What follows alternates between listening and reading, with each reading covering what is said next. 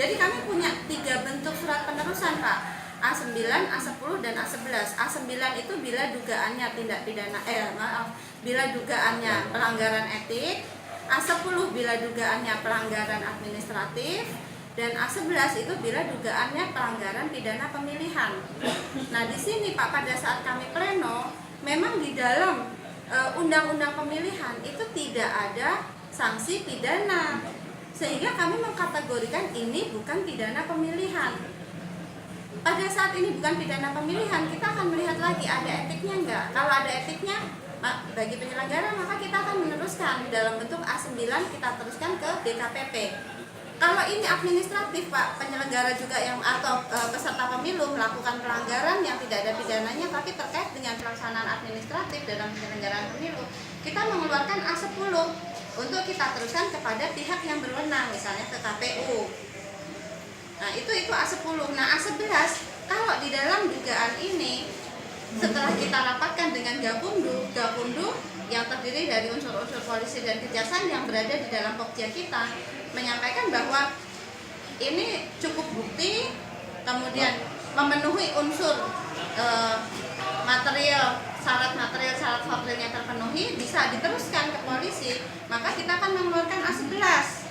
Tapi di sini, Pak, karena tidak ada dugaan pelanggaran pemilihan, maka seperti kasus-kasus pelanggaran yang lain, kami memang tidak pernah mengundang Gakumdu untuk merapatkan.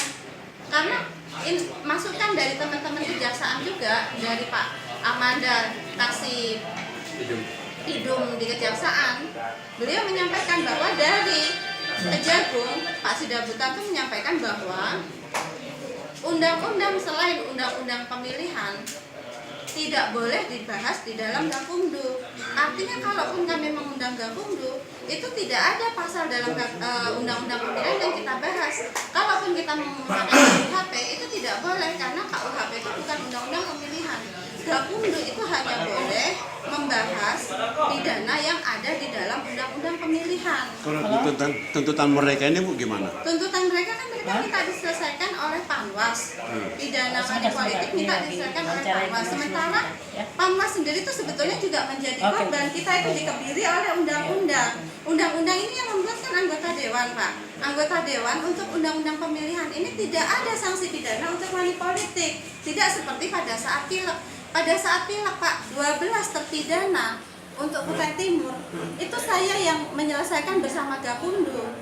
Tapi memang di dalam undang-undang legislatif kemarin itu mengcover bahwa money politik itu ada sanksi pidananya. Makanya berarti kami bisa tempat untuk mengadu mengenai dugaan money politik ini sudah nggak ada Bu ya? Nah, jadi di sini di dalam pleno kami memang sudah ada instruksi juga. Kami selalu berkoordinasi dengan Bawaslu RI dan Bawaslu Provinsi. Ada penyampaian dari saya. Mereka sudah berkoordinasi. Jadi Bawaslu RI itu sudah berkoordinasi dengan Kapolri. Kapolri itu menyampaikan bahwa money politik itu memang tidak ada dalam pidana pemilihan, tapi ada di dalam KUHP pasal 149. Itu yang dikirimkan kepada saya dari pimpinan di Bawaslu RI.